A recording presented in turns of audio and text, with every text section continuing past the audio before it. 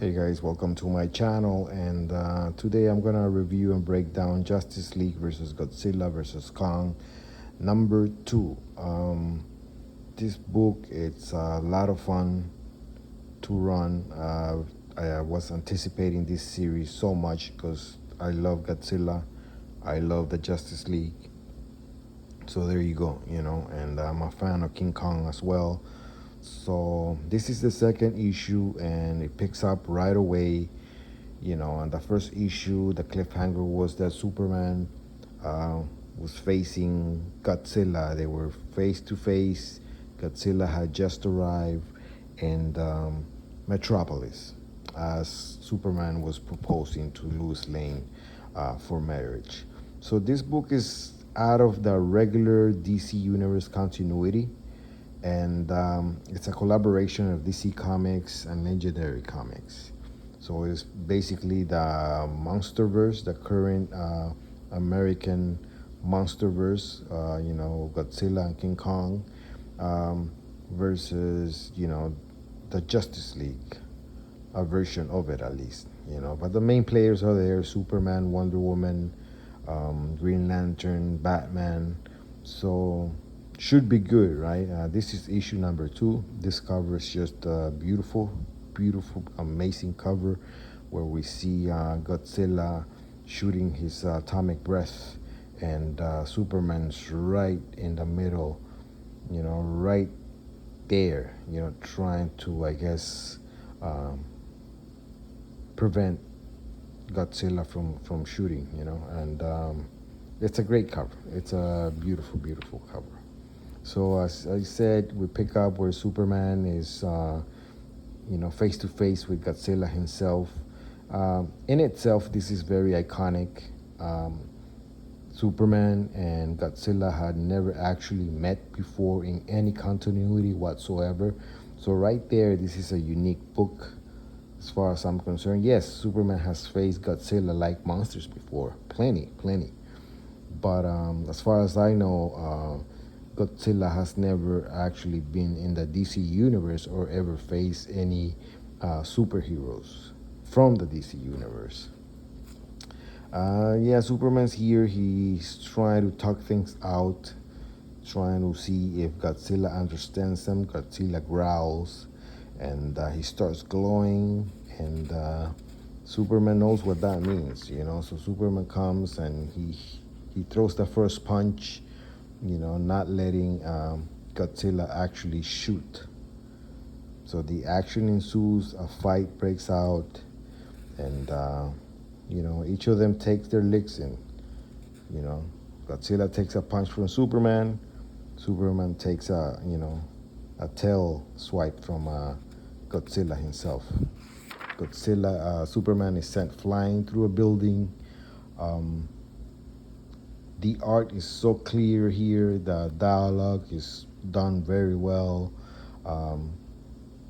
For the most part, most of the characters are in, most of the players are in character here. So no complaints about that. Again, I cannot praise the artwork more. It's amazing artwork, clean style, very sharp, and the coloring is just, it comes out at you. It's great visuals. And, meantime, other Kaiju monsters are appearing all over the DC universe. One in Central City, one in Themyscira, one in Gotham City, and Godzilla in Metropolis. So Godzilla and Superman, keep going at it, still fighting. Let's move on with the action. Meantime, Batman's in Gotham City. He sees the monster, and the Bat family is running to the rescue.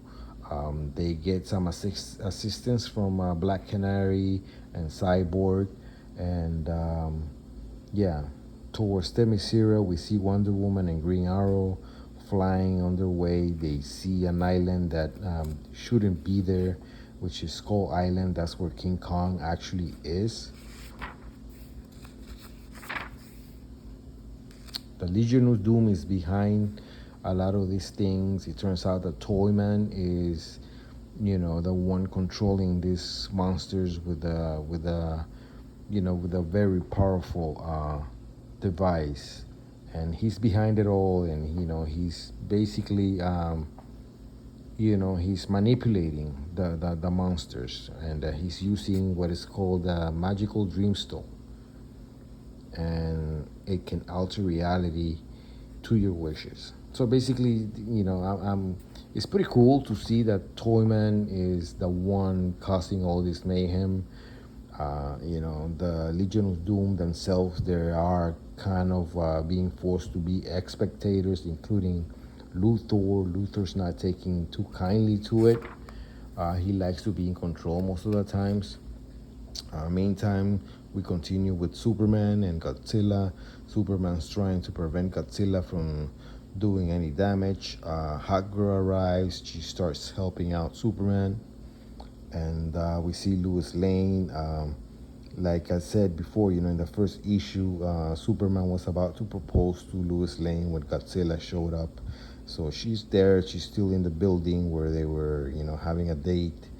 And Jimmy Olsen arrives, and as always, Lois Lane is very worried about Superman and about the city itself. Meantime, in Gotham City, we see this huge Caillou that looks like a bat, kind of looks like Man-Bat in my opinion, a little bit.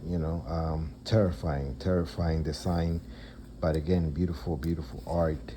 And it's basically Batwoman and Batman, each in a bat plane, taking the fight to this monster. You see the action is pretty, the pace, the action's there. The Bat family is, coming up with ideas how to stop this monster. Some rubble is coming down, and yeah, we continue. Jason Todd, the Red Hood, he has this gun. He has his eyes, set on the monster. Batman's telling him to hold on, not to shoot. He wants to assess things a little bit more. But Jason Todd, being the hothead that he usually is, he takes the shot, and he actually does manage to hit the monster in the eye, but only makes him angry, and the monster attacks with his own version of, atomic breath. And he almost kills Jason Todd, and some destruction, rubble coming down on the public. And thanks to Black Canary, she manages to, make short work of the rubble with her sonic scream. And yeah, here we go. They're not too happy with him, with what Jason Todd just did, because they told him to hold off on shooting. And he's like, I had the shot, I was gonna take it, and was it to you? So now you're trying to actively trying to be him, as he's saying, basically saying that Nightwing is trying to act like Batman, like he's the boss, and he gets sucker punched by Batgirl and gets knocked out. I'll get back to that little scene. So they continue fighting this huge bat-like Caillou, and they use strategy, start shooting him with missiles and stuff, and he brings down the bat plane where Batman is. Batman goes down. A lot going on.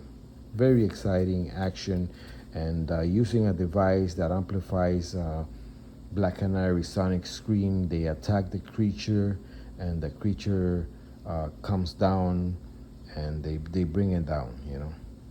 They don't kill it, but they bring it down. We continue. Over here, Godzilla and still fighting Hot Girl and Superman. They're still going at it. They're strategizing. They're doing all they can. Godzilla swats Hot Girl out of the sky. In comes Shazam, and he rescues Hot Girl. There we go. They continue fighting him, hitting Godzilla. This is classic. This is iconic. Godzilla shoots his atomic breath. Superman shoots his heat vision, and they're going, blast versus blast. Pretty exciting stuff. I love the art. Shazam himself wants to strike with a blast, so he says Shazam, and the lightning comes and hits Godzilla on the head. But it has there is a price to pay for that move. Shazam turns into Billy Batson, and continue with the action. So Billy Batson gets dropped. Superman comes and rescues him, picks him out of the sky, and Billy Batson is excited. Oh, that was awesome. But Superman's not too happy about it.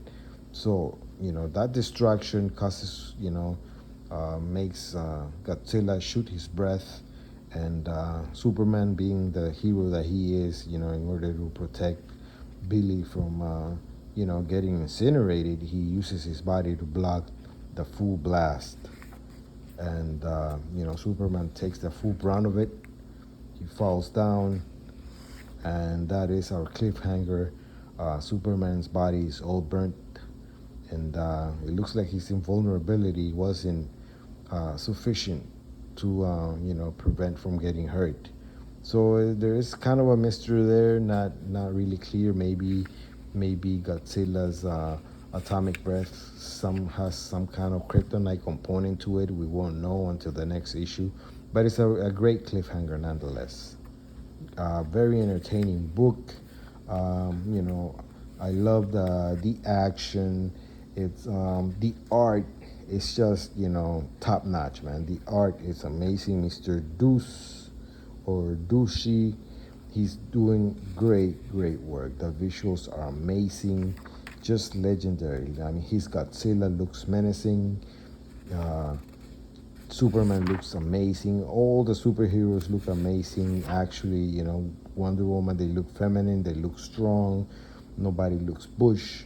This is the classic, superheroes and for the most part, they're all written properly, except for a few scenes now and then.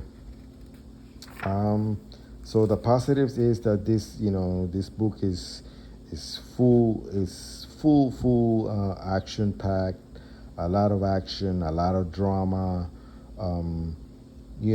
The monsters at their best. I do have some nitpicks. There are some. Again, nothing's perfect in storytelling, but Brian Buccellato, the writer in this story, he makes some weird choices that I'm not. First of all, let's establish. We all know that the Kaiju monsters, specifically Godzilla, when he fights Ghidorah, or just when Godzilla appears by himself, he is a world threat. Godzilla is basically a force of nature. He's like an earthquake and hurricane and tornadoes and a nuclear blast all combined. He's a walking disaster. Do we agree on that? Do we agree that when Godzilla appears, he is destructive? Masses of people start running, buildings get destroyed. The destruction is unmeasurable almost, let alone 4 other kaijus threatening the whole world. Well, that's my nitpick over here. Take a look at this. Godzilla appears, right? And yeah, there's punches thrown, blasts thrown. Superman crashes into a building, but look at this. The destruction is very weak, and I'm guessing that's a conscious choice made by the writer, instructing the artist not to show too much destruction. Now, comic books are a visual medium. We agree on that. No CGI is just pure art on paper.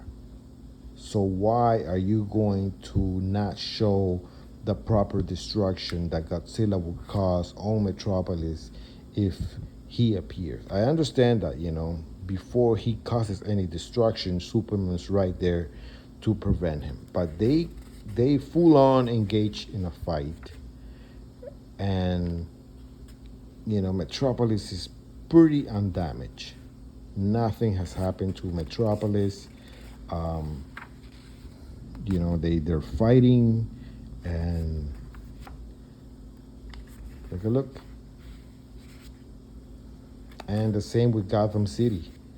Um, there's a conscious effort here not to show the destruction. You see Godzilla over here with Superman. Look at the city. All the buildings are intact. That's a very missed opportunity, because this should be destruction of epic proportions. It's not in main continuity. So what do you care? Who are you trying to protect? Who are you being so sensitive for? I understand. They PG this comic book way too much. You see, we continue. Godzilla has been moving. He's been fighting Superman, and look at the buildings. There's no destruction. Where's the crowds? Where's the people running? Where's the people evacuating? Um, Nothing's happening. The whole city is intact. So in that sense, I think it's a missed opportunity. The same thing with the action in Gotham City with the Bat Caillou, that the Bat family fights. Um, there is some rubble, there's a little bit of destruction. I would describe it as just a little bit of destruction, just enough to, show a little panel here or there with a few people, almost getting hurt. And it kind of annoyed me, because it's just not realistic what happened there. You know what I'm saying? Um, and again, another thing is, the Bat family wouldn't be enough to stop one of these gigantic Cayuse, man. Let's be real. I mean, if when these Cayuse appear, especially flying ones, they are very destructive. They cover areas in very short, very long distances. Um, the army, the whole, Air Force, usually is very helpless. So you're gonna tell me that two bat planes and a few vigilantes, hanging out in buildings are gonna be enough to, put down this Cayuse? I just don't buy it. So I think it's kind of weak writing in that sense. I don't like it. I think it's a missed opportunity. You should have used a lot more characters. um, more superheroes. If this guys really appear in the DC universe, in the planet Earth, uh, Batman and his team are not enough. And I know Black Canary was there, and I know Cyborg was there, and that's pretty cool that they were there to help out. But it just, I thought it was the weak writing. Another part that I was really annoyed with is with the Jason Todd scene, where Jason Todd he's a hothead. He shoots the Caillou in the eye. Uh, Mind you, he's trying to do the right thing. He's trying to save lives. I know Batman said, uh, hold off on it, and yeah, maybe Jason Todd fucked up, and they start calling him up on it, telling him, let's read a little bit of the perfect timing. Thanks for the save. Anytime. We all told you not to do that. I'm sorry. Jeez, I thought I had him. Jeez. Jason Todd doesn't say jeez, but whatever. You didn't, so stop your freelancing and listen to you. So now you're actually trying to be him, as in, Nightwing's trying to act like Batman, I'm guessing. Man, don't make me, and boom, Batgirl sucker punches Jason Todd, and Jason Todd goes down. And Black Canary's smiling in the background. This is another case of, emasculating male characters. And I don't know why writers do that. I guess there's some kind of mandate at Marvel and DC Comics to have women have some kind of boss moment and at least a little panel. And I thought that this series is out of continuity would be free from woke shit like that. You know what I'm saying?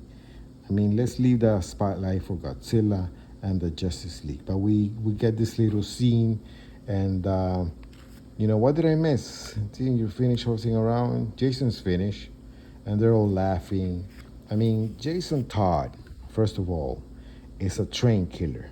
He has gone toe to toe with Batman. So a punch from Batgirl wouldn't, in my opinion, put him down. It wouldn't knock him out. It's later on in another page alluded that he was knocked out. So that I believe that scene was weak. It was unnecessary and uncharacteristically because Batgirl would not punch Jason Todd out. They respect each other. They love each other. There's even been a romance hinted in other storylines between them. So it's kind of stupid. I didn't like that scene, but yeah, that's my those are my pet peeves.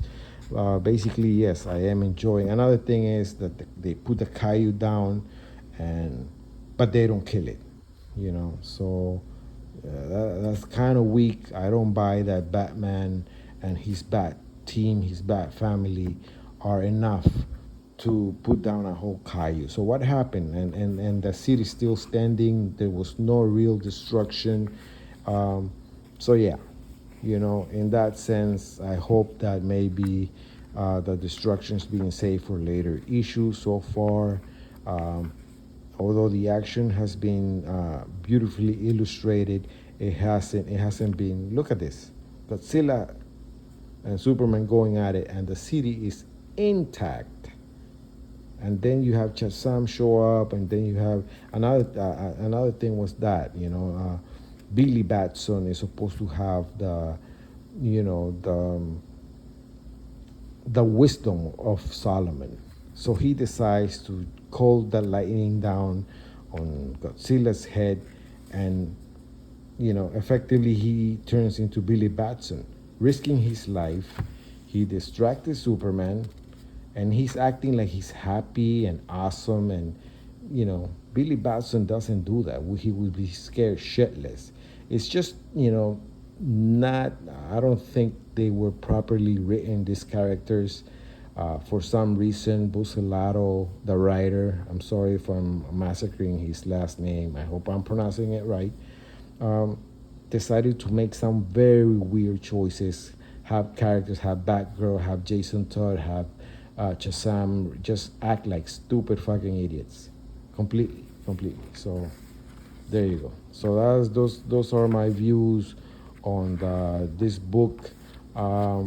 Looking forward to the next issue, and it is a treat, though. It is a treat. I love seeing Godzilla, and I hope let's see what happens when King Kong shows up, and hopefully we have other major Kaiju showing up as well. Like Ghidorah, like Mothra, maybe Rodan.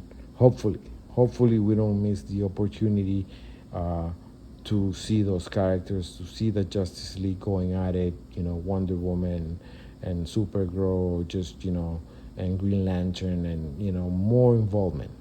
But so far, so good for what it is. At least we're getting, beautiful illustrations, beautiful action.